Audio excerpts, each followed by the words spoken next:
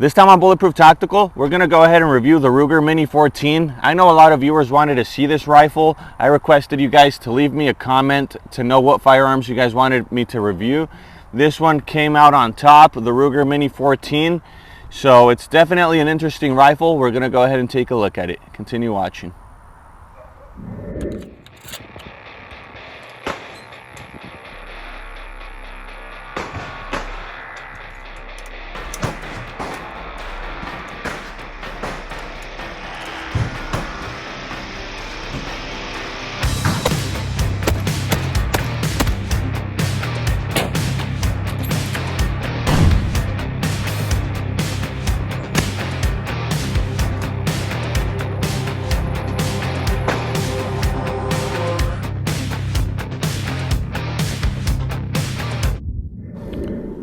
All right, so Bulletproof Tactical, tell us what's so interesting about the Mini 14. Why should I still buy one?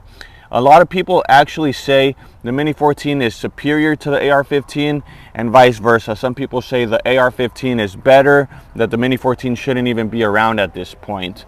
So I'm not going to tell you which one is better. I'm just going to go ahead and review this one. There are significant differences. Every gun has its purpose and some stand out versus the other. So let's go ahead and take a look at it.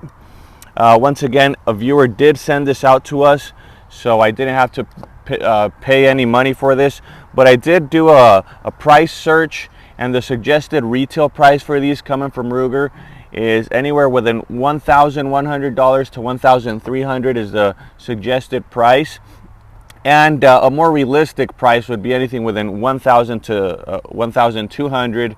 New market. Used market, I went ahead and checked them out. They were in the $600 to $1,000 range, depending on the conditions, and obviously if they have a scope system. This one has the red dot, a laser, so it's pretty pimped out for their configuration. And they also have this nice leather sling. So one of the first things you're going to notice is we do have a nice wooden stock. Looks really classic. Of course, this does not benefit in a lot of ways, but it does have its advantages, of course. I would say the biggest disadvantage is the weight, of course. This rifle, without the scope and without all these accessories, it does weigh 38 pounds, so it's not a light rifle. Do have that in mind. If you compare it to an AR-15, it's definitely going to be way lighter. An AR-15 is going to be way lighter. But of course, for those traditional folks, to those guys that like to have something classic, maybe just for hunting or let's say home defense, I say this would be an advantage. Let's say you kill someone in your house, someone breaks in, you take them down with your Mini 14. I say if the jury and the judge see this rifle, it looks kind of innocent if you compare it to a pimped out AR-15. So I think that's a big advantage, of course. Essentially, it's still the same caliber. It's still a very, very, let's say, lethal rifle. But I think the looks of it are going to help your case. So I think that's a big advantage of having a wooden stock. We also have a 30 round capacity magazine. This one is 20 rounds, but if you were to compare it to an AR-15, they do sell 30 round magazines, which we're going to go ahead and test out at the range. But this is a 20 round capacity. We do have to load it like an AK-47, very, very similar to an AK-47, as you guys can see. It has the same mechanism. So that's definitely something to consider. A lot of people are going to prefer the reloads on an AR-15 that you just slide the magazine right in. It is a bit faster for a tactical reload, but if you're just hunting, or let's say just want it for home defense, I don't think that's going to be a real big deal. We do get iron sights. You guys can see iron sights, and we do get a blade front sight, which I think it looks really cool. It looks old school. This is a blued steel barrel. I really like the look of a blued steel barrel. One of the biggest complaints from people coming from this rifle, which we're not going to test this theory in this video, but a lot of people claim the accuracy on these guns is horrible. Why? Because their barrel is really thin, and apparently after a couple rounds it starts heating up really quickly, and you know, once it heats up it starts expanding and the bullets start going different directions. Ruger has fixed this, issue with this model. They do have a slightly thicker barrel. You can actually see it kind of bottleneck down here, and it just starts getting thicker along the way. I would like to take the gun apart to show you guys, but we do have the cover. We can't take it off right now. But apparently Ruger has solved this issue. This was a big complaint with their previous models. This one also has the barrel stabilizer, which apparently was also a common thing since they were thin barrels. They would tend to move around a little, you know, so this one does have that option on it. So that should be fixed. We're going to go ahead and test accuracy in the range. And also, what can I tell you? A lot of people have complaints. Of course, the firearm is clear. For those of you guys wondering, we always do our reviews with firearms clear. Is that there's a big hole in the bolt carrier, in the bolt. There's a big hole. A lot of dirt could get in there. A lot of people say these are unreliable rifles, that they have a lot of failures to eject, a lot of failures to feed. We're gonna go ahead and test that theory. Haven't shot this rifle yet. Another thing people complain about, and that could be a complaint, I'm not gonna say if it's good or not, but we do have a trigger guard safety, which in my opinion is not bad, but I would like a bigger, let's say, trigger guard. You guys can see the trigger guard is really small, so if you have a big chunky finger, it's probably gonna be, you know, something to be concerned about. And let's go ahead and talk about the barrel length. The barrel length is 18.5 inches. Let's go ahead and take a look at their scope mounting system. Once again, this is all aftermarket. We do have the red dot. I don't know if you guys can focus on the red dot.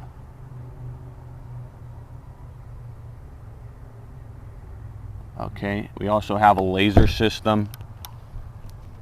I don't know how good that shows, but you also get a little laser with this setup. I think this is a really nice setup if you want it for overall use. It does have a pretty big scope. Awesome for hunting. We do get sling mountings, you know, just in case you want to rock it with a sling. I think that's also really, really cool. All right, so without further ado, talk about this basic rifle. There's not much to talk about. Of course, we could get into really deep details, but this is just a general overlook of the firearm and my personal opinion. And we're gonna go ahead and do a trigger pull. I know a lot of people are interested. How heavy is the trigger? So let's go ahead and once again, no mag. We have the mag right here. No bullet in the chamber. We're good. We're gonna go ahead and do a trigger pull. And let's go ahead and see how heavy this trigger is. 2 pounds, 6.2 ounces. We're gonna do a total of 3. We're gonna get an average. 2 pounds, 9.4 ounces. Sorry for the background, guys. It's kind of noisy here in my backyard. 2 pounds, 12.4 ounces. All right, so you guys can see pretty consistent. I would say the trigger is pretty good, honestly. Of course, this is not a competition trigger. It's not a competition rifle, but it's a great trigger for the purpose. So now we're gonna go ahead and take it down to the range. But before, I do wanna mention this rock and lock system for the mag. A big complaint from people is that it does not share magazines with AR-15s. So that's a big bummer. Why? Because I have heard these mags are not as reliable as AR-15 mags. They're a little harder to find if you want to buy one, and they're a bit more expensive because they're not in high demand as AR-15 mags. So just wanted to get that out of the way. We're going to go ahead and take it down to the range.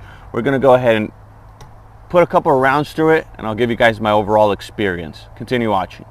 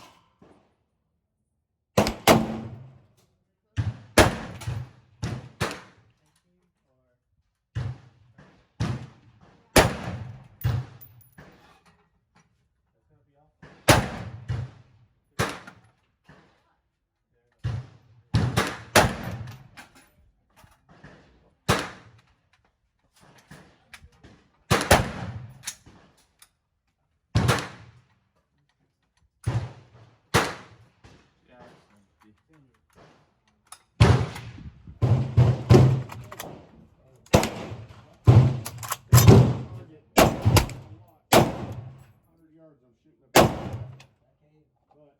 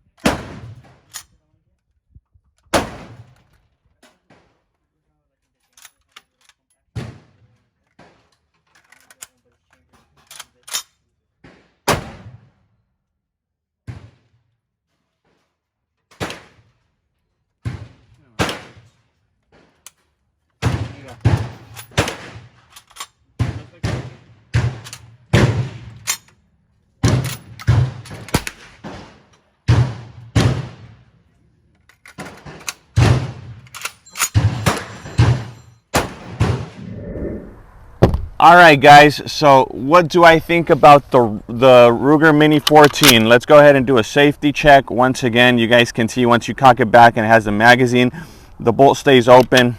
All right, so let me go ahead and tell you guys. First of all, as far as accuracy, let's start with the accuracy. I was getting every shot on target, okay? So every bullseye I was aiming for, I was hitting it. So as far as accuracy goes, I don't see the issue, you know? All right, I was shooting at 50 yards, so maybe 100 yards, maybe you can see a difference. I didn't notice any differences. I did shoot 50 rounds through it. All right, so not a significant amount of ammo. I'm not gonna go ahead and break the bank on ammo. Once again, this is not a torture test video, it's just an overall opinion. Okay, let's go ahead and talk about the mags. I don't know if it's due to the fact that this rifle has not been cleaned. You guys can clearly see there's a lot of brass shavings in there, a lot of gunk, a lot of black powder. My viewer did say I haven't maintenanced the gun, so we're gonna go ahead and do some maintenance after this video. But we were getting a lot of failure to extract. It was not extracting the empty casing in some rounds I fired. So I had to, you know, basically take care of the malfunctions. We also had a lot of issues with double feeds. I do believe that has to do with the magazine. I was using a 30-round magazine. That's when I noticed the failure the most. These are old mags. My viewer did mention they did have the mags loaded for a very long time with old ammunition. So he was even kind enough to send us some old ammo to shoot.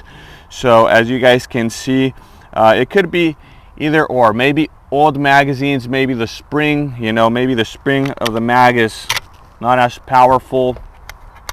Maybe dirty magazines, maybe old ammunition. That's probably why it wasn't extracting properly. Or maybe it's just a really dirty and gunky rifle.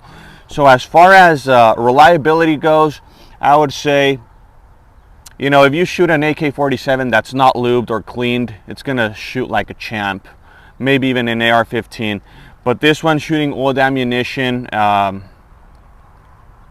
cleaning it for a while, you might get a couple of malfunctions. We did test out 3 20-round magazines, 2 30-round magazines, and I did notice some mags were more reliable. So that's that. I hope you guys find that information helpful.